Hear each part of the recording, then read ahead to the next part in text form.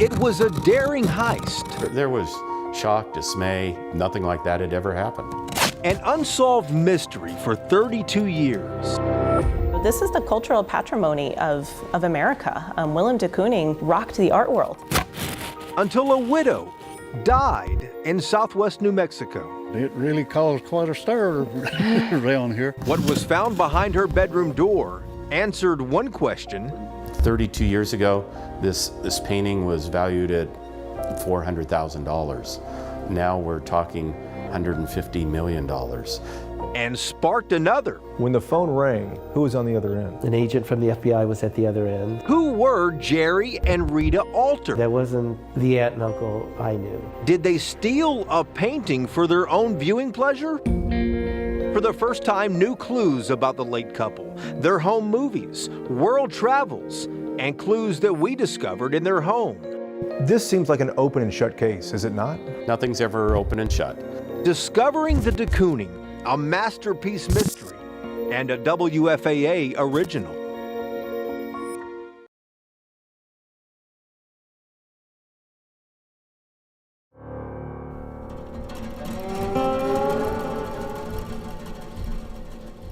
When you want to get off the grid, few places may be more ideal than the town on top of a mesa.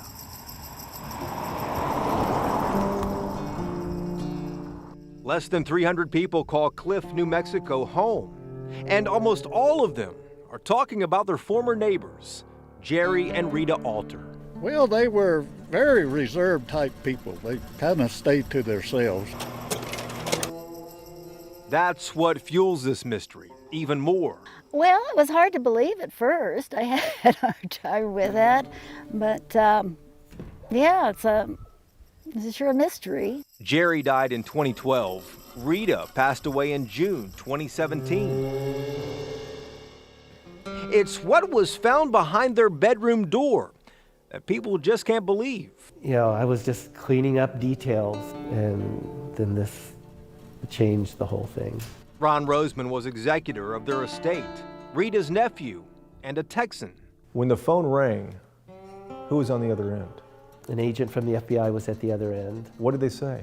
That they were inquiring about a painting that was found in my aunt's house. They gave me the details, the general details. There was a painting there that was stolen from the University of Arizona Art Library 30 some odd years ago. That's the painting in the gold frame, barely visible there, just behind the door. Still, the bigger bombshell is what the FBI said next. Did they say how much it was worth? My understanding that it's appraised at $160 million. $160 million masterpiece in a cheap gold frame hung out of sight behind Aunt Rita's bedroom door. It's called Woman Ochre. Willem de Kooning painted it in the 1950s, among the finest examples of abstract expressionism. But were Uncle Jerry and Aunt Rita art thieves? You don't think they had anything to do with it? I can't imagine that they would. That wasn't the aunt and uncle I knew. Still, circumstantial evidence would soon mount against the couple.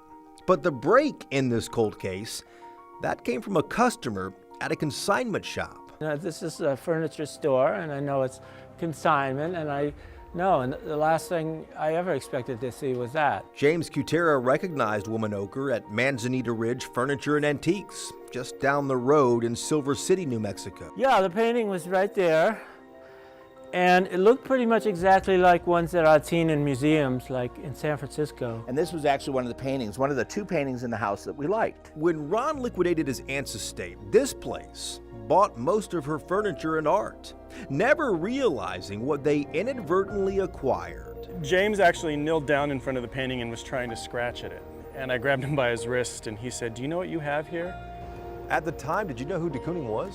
Yes, I did, but the nature of our business, we get a lot of these studies, we get a lot of prints, never in my right mind would I have assumed it was a real de Kooning. I thought it was a study.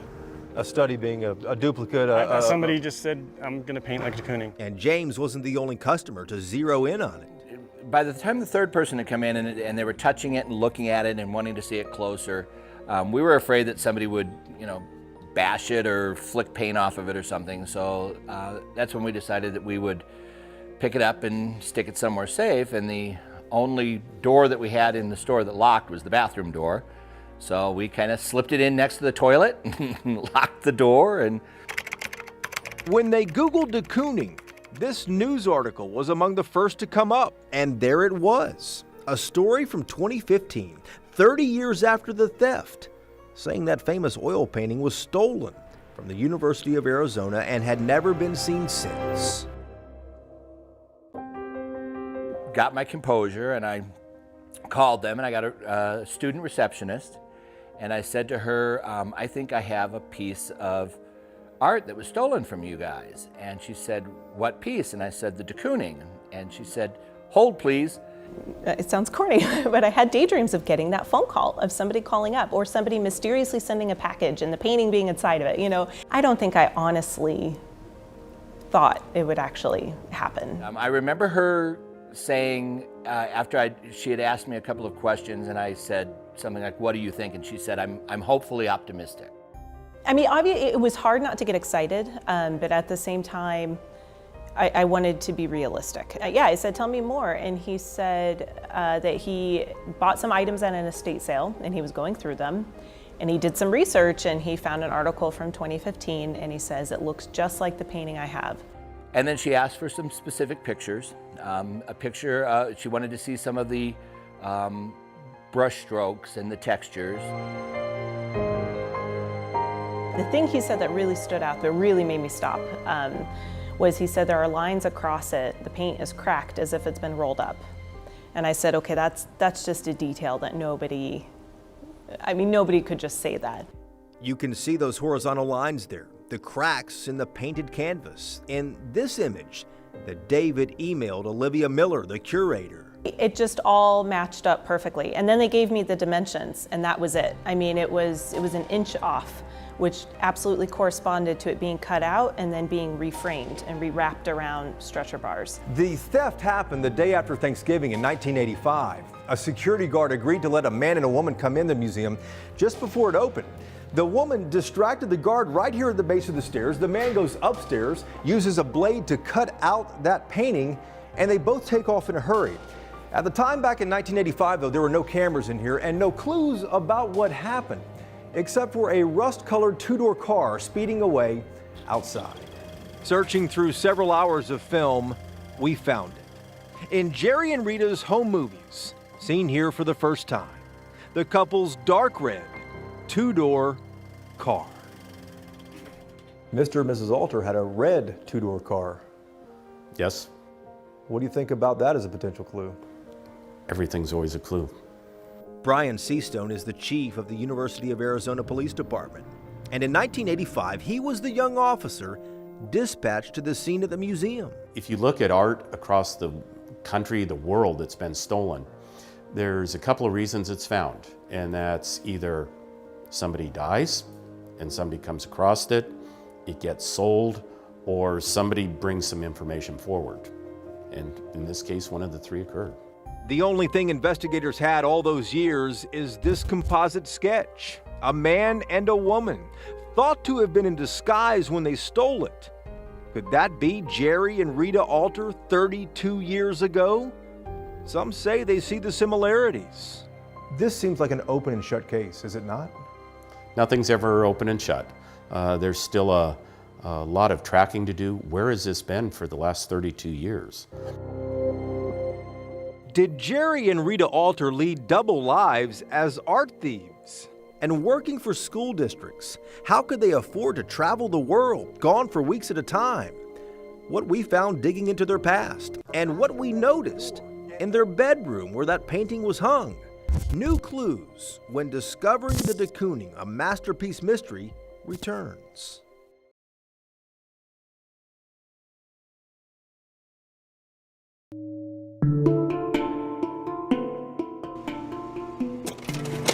Jerry and Rita Alter lived the life that many of us only dream about. They visited 140 countries, all 7 continents, documenting their adventures in more than 13,000 slides. A lifestyle that raises questions by itself after that stolen masterpiece was found hanging in their bedroom. How did they afford to travel so much on school teacher salaries? Well, I don't know. I guess, we always figured they were very frugal.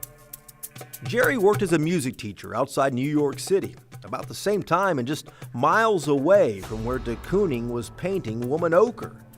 But Jerry retired at age 48. He moved his family to southwest New Mexico, and that's when Rita decided to go to work as a speech teacher. Her nephew again, Ron Roseman. What did they like about New Mexico? Did they ever say?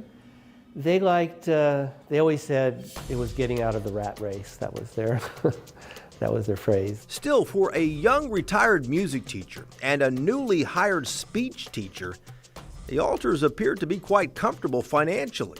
They were traveling long before Rita retired. The couple had one of the nicest homes in Cliff. It was 20 acres on the edge of the mountains of the Gila National Forest. They built a pool, a rare luxury around here, and would take off for weeks at a time on adventures to some of the most remote parts of the planet, along with visits to the world's finest art museums.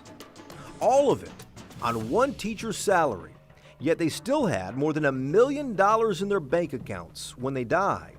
They were both very intelligent people, very intelligent people. The couple even kept a dated itinerary, where and when they traveled. And interestingly, the couple's own records show they were not overseas when the de Kooning was stolen in 1985. These were pieces that Jerry Alter himself did. We know the Alters admired de Kooning's art, because also found in their home were replicas of de Kooning's sketches. More clues mounting against the couple. This is where the painting was found, the master bedroom here down at the end of the hall after Mrs. Alter died. And this is where it hung for years, right behind her master bedroom door. You can still see the holes in the wall where the frame once hung. It was right there perhaps to hide it as much as to preserve it, because the sun rises on this side of the house and sets on this side over here. And one thing we noticed in here, a blackout curtain covers this window. In the baseboard, we saw something else. A thick screw, the only one like it in the house, blocking the door from fully opening all the way and potentially damaging that painting.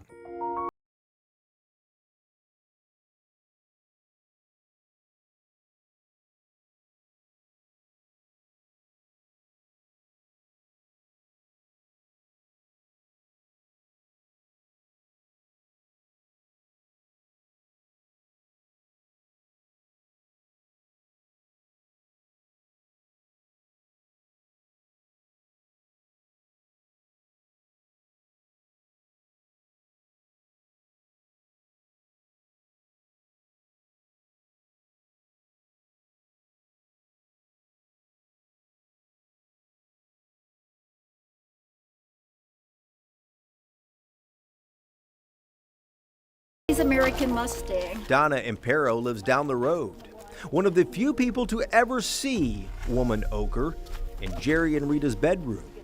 I actually did a painting, just a thank you present. I did a painting for them because I'm an artist too. And I painted them on horses, and they were in the Himalayas. So they put it in the bedroom, and I came in to take a photo of it. So, and then when I turned to go out, I saw the painting. But Donna recalled that Rita did not want to discuss it. Well, I started talking about it, and they didn't talk too much about it. So Neighbors now uncertain whether they ever really knew the Alters all of those years. How well do you ever really know someone? Looking at it logically, Jerry was from New York. Jerry was highly educated. They were pretty sophisticated folks. However, they were very down to earth and really were acclimated to this community. The theory of them purchasing it at a garage sale or something, I kind of think goes out the window. That's my opinion. I just can't swallow it. Folks cannot comprehend longtime neighbors could have kept such a secret. Stolen art without anyone knowing it. David and Margaret Strange have known the Alters since the 1970s.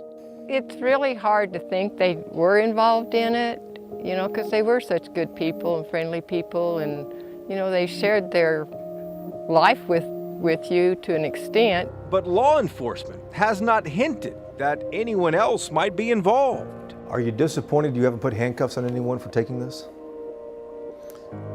No, the more important thing is to get it back.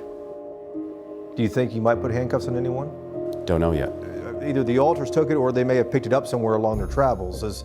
I mean, those are the two theories that play out in my mind. Is there something else that might be out there you guys are considering? There could be, but of course we can't talk about it. You know, that's why I said there's a lot of missing pieces for 32 years, and it's a puzzle. We've got a part of the puzzle now, a big part of it. Now we've got to put in some other parts.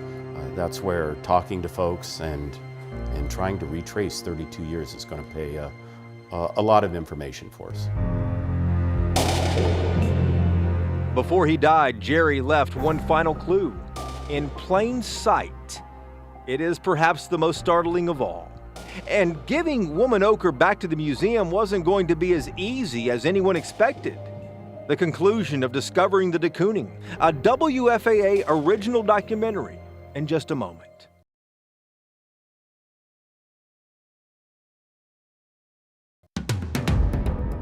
The deeper you dig, the more evidence that stacks up against Jerry and Rita Alter. After their deaths, a stolen painting valued at $160 million was found hanging behind their bedroom door. Woman Ochre, as the work is known, was taken from the University of Arizona Museum of Art back in 1985. But the man and woman who stole it were never caught. The getaway car, quite similar to a vehicle the Alters owned. We know that Jerry and Rita had a fascination with the artist, Willem de Kooning.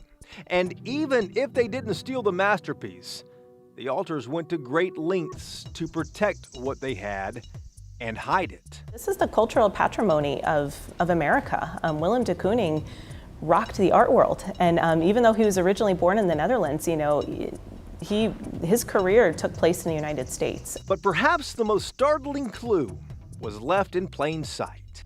A book of short stories that Jerry wrote in 2011.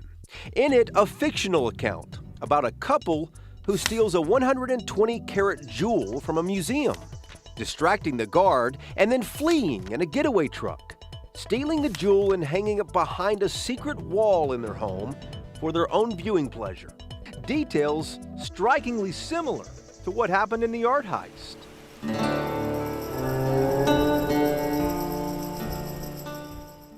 When word got out in Silver City that a priceless painting ended up at an antique store after an estate sale, some people saw dollar signs.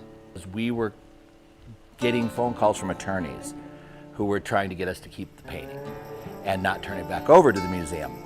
Well, by the time I'd gotten a third phone call from this attorney telling me what we were going to do, and this wasn't even my attorney, I finally called Olivia and I left her a frantic message. I was just so unbelievably humbled that they wanted to give the painting back and they wanted it where it belonged, and they didn't want, they wanted it to come back as easily and quickly as possible. The owners of the antique store secretly moved that painting to a private home nearby. And within hours, police quietly staged outside. As Olivia and her team from the museum stepped inside. I will never forget that moment as long as I live. We were greeted with hugs, and people are taking pictures and they're filming, and they just can't wait to see what our reaction is to the painting. In a back room, propped up against a wall, there it was.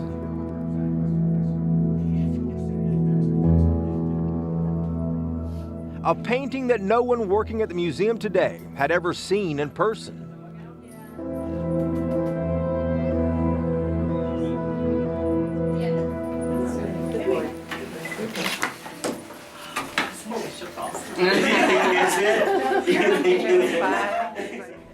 It was like seeing a ghost of something in a way, because I've only known this painting from photographs, and seeing it in person, there were certain elements of it that were really familiar and certain elements that you can only discover by looking at the original work of art.